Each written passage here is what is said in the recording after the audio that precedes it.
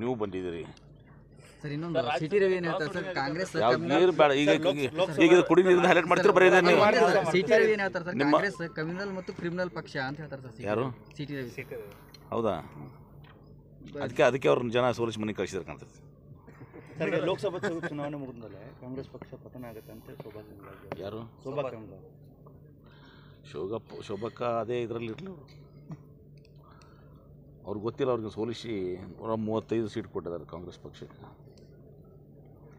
Operation ಕಮಲ ಮಾಡ್ತೀವಿ ಅಂದ್ರೆ ಮಾಡ್ಲಾರ್ದಂಗೆ ಅದಲ್ಲಿ ಯಾರು ಒಬ್ಬರು ಶಾಸಕರು ಹೋಗಂಗಿಲ್ಲ. 50 ಜನ ಶಾಸಕರು ಶೋಭಕ್ಕ ಎಲ್ಲಿದೆ 50 ಮಂದಿ ತಗೊಂಡ್ಬರ್ತಾರಂತ ಕೇಳ್ರಿ. ಅವ್ರ ಕ್ಷೇತ್ರದಲ್ಲಿ ಅವ್ರ ಕಾರ್ಯಕರ್ತರೇ ನಿಮ್ಗೆ ಟಿಕೆಟ್ ಬೇಡ ಬೇರೆದವ್ರಿಗೆ ಕೊಡಿ ಅಂತ ಅಭಿಯಾನ ಮಾಡ್ತಾರೆ. ಮತ್ತು ಇದನ್ನು ಹೇಳ್ಬಾರ್ದ ನಾಗಳೇ ನೋಡಿರಿ ಅವ್ರ ಕ್ಷೇತ್ರದಾಗೆ ಏನು ರೀ ಮಾಧ್ಯಮದವ್ರು ನೀವೇ ಹೇಳ್ತಾ ಇದ್ದೀರಿ ಅವ್ರು ಟಿಕೆಟ್ ಕೊಡಬೇಡ ಅಂತ. ಅಂಥವ್ರ ಮೇಲೆ ನೀವು ಸರ್ಕಾರ ಪತನ ಅವ್ರದ್ದೇ ಪತನ ಆಗ್ತದೆ ಟಿಕೆಟ್ ಅವ್ರದ್ದೇ ಟಿಕೆಟ್ ಕಟ್ ಆಗುತ್ತದೆ. ಅದಕ್ಕೆ ಶೋಭಕ್ಕ ತಮ್ಮ ಟಿಕೆಟ್ ಗಟ್ಟಿ ಮಾಡ್ಕೊಳ್ಳಿ ಮೊದಲು. ಸರ್ ರಾಜ್ಯಸಭೆ ಕ್ರಾಸ್ ವೋಟಿಂಗ್ ಆಗುತ್ತೆ ಅಂತ ಯಾರಿಗೆ ಪ್ರಶ್ನೆನೇ ಇಲ್ಲ.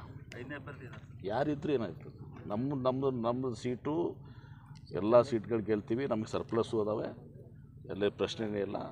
ಮತ್ತು ಇದರಲ್ಲಿ ಎಲ್ಲರೂ ಕೂಡ ತೋರಿಸೋದಕ್ಕೆ ಹಾಕೋದಿರ್ತದೆ ನಿಮ್ಮ ಅಬ್ಸರ್ವೇಷನ್ ಅಂತ. ಸುಮ್ಮನೆ ನಾವೆಲ್ಲರೂ ಕೂಡ ಇರಬೇಕು ಒಂದದು ಅಂಥೇಳಿ ಶಾಸಕಾಂಗ ಸಭೆ ಅದ ಕೂಡಿರೋಣ ಅಂತ ಮಾಡಿದೆ ಅಷ್ಟೇ. ಬಿಟ್ಟರೆ ಅಲ್ಲೇನು ಕೂಡ ಇನ್ನೂ ಒಂದು 2 ಓಡೇಟ್ ಎಕ್ಸ್ಟ್ರಾ ಬರ್ತಾವೆ, ಕಡಿಮೆ ಬರೋಂಗಿಲ್ಲ. JDS-ನಿಂದ ಆಗ್ತದೆ ಅನ್ನೋದಾದ್ರೆ ಕನಕೂರು ಶಾಸಕ ಅವರು ಈ ಕಡೆ ಕಾಂಗ್ರೆಸ್ಗೆ ಆಗ್ತಾರೆ ನೋಡೋಣ ಅದನ್ನ ಏನಾಗ್ತದೆ. ಕಷ್ಟ ಇರ್ತದೆ. ಯಾಕಂದರೆ ಏನಾಗ್ತದೆ ಇಂಡಿಪೆಂಡೆನ್ಸ್ ಒಂದು ಹೊರತುಪಡಿಸಿದ್ರೆ ಯಾರು ಡಿಸ್ಕ್ವಾಲಿಫೈ ಮಾಡ್ಕೊಳಕ್ಕೆ ಹೋಗ್ತಾರೆ ರೀ. ತಮ್ಮ ಶಾಸಕ ಸ್ಥಾನ ಡಿಸ್ಕ್ವಾಲಿಫೈ ಆಗ್ತಾರೆ ಕ್ರಾಸ್ ವೋಟಿಂಗ್ ಮಾಡಿದ್ರೆ.